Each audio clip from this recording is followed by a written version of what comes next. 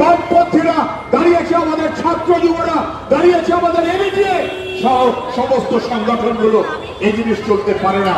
মানুষকে বাঁচতে হবে, লড়াইটা বাঁচার লড়াই।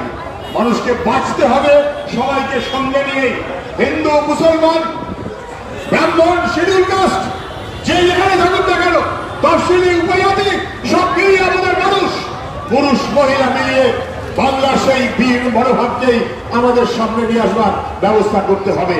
আমি কথা বাড়াবো না। গোটা দমদমের সর্বত্র আওয়াজ একটাই, আওয়াজ একটাই।